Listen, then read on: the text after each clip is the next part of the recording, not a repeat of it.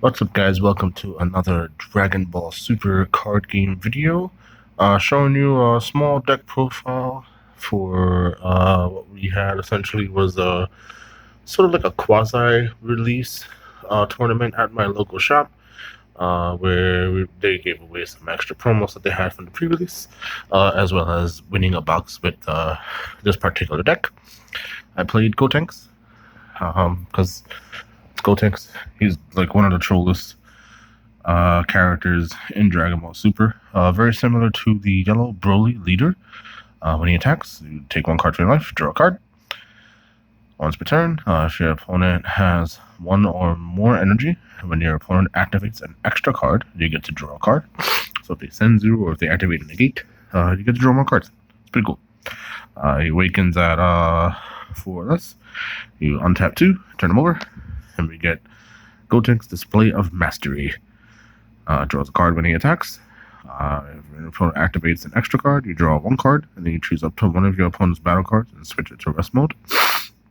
And once per turn, when you activate Union Fusion, he gets plus 5,000 power and critical. And it's going to be like the central theme of the deck. Our main unison is the nice and shiny SPR, SS Gogeta Dynamic Unison. He's got a plethora of effects, but the main thing you're keeping in mind is if all your energy is in rest mode, your mono yellow Yuta card gets 5k power during your opponent's turn, which is really nice. Once per turn, when your opponent activates an extra card, you get to add a marker to him.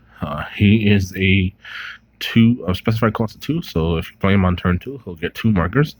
The +1 ability, you choose 2 yellow cards in your hand, discard them. If you do, you draw 2 cards. So it's a nice way to filter out your hand. And his strong move, -4, during your opponent's next charge phase, your opponent can only activate up to 2 energy. They can only switch only up to 2 energy to active mode. So late game, you get to kind of like tap them out a bit. I don't have Meki Kagura. I didn't pull it. If I did, I would have played it. But I decided to go with the Vegeta instead. He gains counters by like putting either himself or one of your battle cards, switching it to rest mode. It's -1. Your opponent can attack battle cards with energy cost greater than their current energy. So it's a nice way to slow your opponent down a bit. And then the -3. You choose up to one of your opponent's energy, you switch it to rest mode, and Vegeta himself will get +5 power, double strike, and dual attack for the turn. So it's basically doubles as like an additional finisher.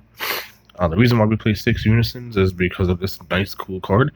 If you have a yellow unison with a specified cost 2 or more, he is a free play so long as you don't have any battle cards in play. So really nice use of the expansion pack for this deck.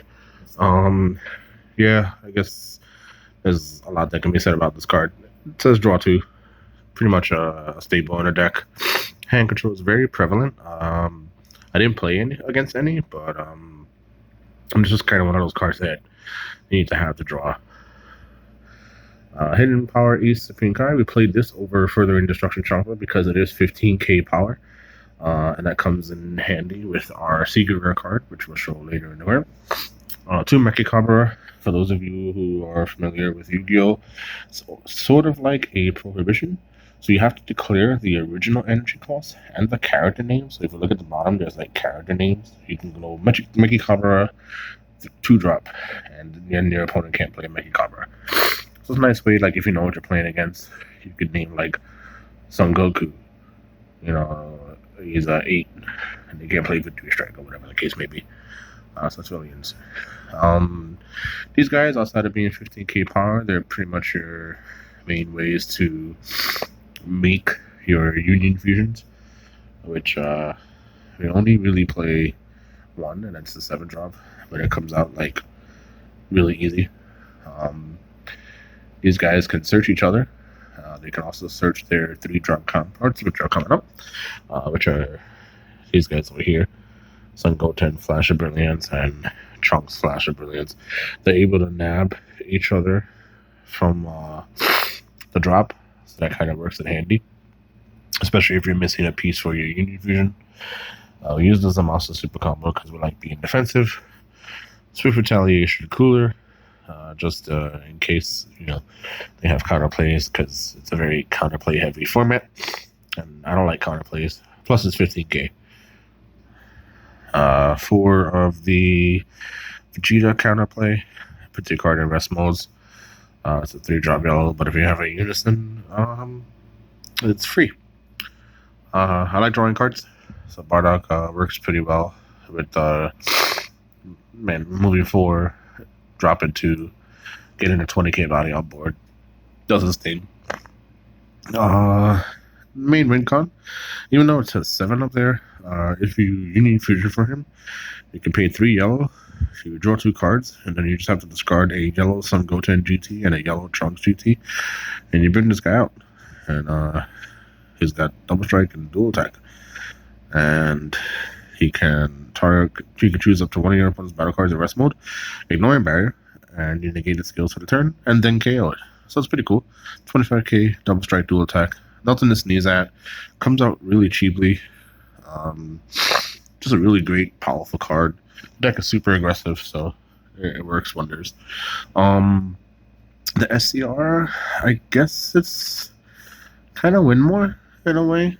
He just has double strike, but he's also able to negate skills when he's on the board. You can get it out pretty cheaply with all the different 15k bodies that you play. But it's themed, and I kind of wanted to keep with the Gotenks theme here. I fooled around a little with the extra cards. I wasn't sure if I wanted to run Nimbus or things like that. So I only pulled 1 release from Evil, so I played the 1. Maybe I would play 2 copies of it. It's just a really good card. Came up when I needed to. Protector of the People.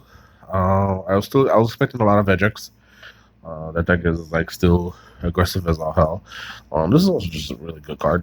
It kind of stops attacks. It did what I wanted it to do. It almost worked like Nimbus without having to discard. 2 copies of Time Magic, because we like leaving things in rest mode. I usually always played it for 1. I didn't really take the life for it. Only if needed. The best card, though, is definitely Vegeta's Final Flash. Just gets rid of so many problem cards. I played against one Invoker. You hit the U7 Vegeta, and the game's just almost over after that. It works wonders. Pretty simple deck. I don't think it's super competitive. But a lot of the people had their decks that they were still tweaking out. It was mostly just a fun event, just to kind of test out and make sure that we can run a small tournament in the space, given the restrictions that we have with COVID-19. And it worked out. We had 12 total, and promos and stuff, extra packs were given out. I won. It was a straight Swiss, no top cut or anything like that. My opponent and I, my final round opponent and I had a really nice match, and we just kind of shared our pools and traded and stuff just to kind of flex out. Cause originally those were ultra, and I got the SPRs. I was playing the ultras before, and it was just a good old fun event. Just a fun deck, with the exception of maybe the draw 2 apes. It's mostly budget, and you don't really need the secret rare. You can just win off the 7-drop. And maybe you don't need that. You could play Flying Nimbus instead of that card. But it's a fun deck. Many ways you can make Gotenks. I know a lot of people are probably playing the Bardock Ape and the Bergamos, but if you don't have access to those cards, you can use this as sort of a skeleton. It's a fun yellow deck. You don't really see too much of it in the format right now, with everybody jumping on Vegex and Mono Blue Vegito and Zamasu and U7 Invoker. But yeah, have fun. It's Gotenks. It's pretty cool.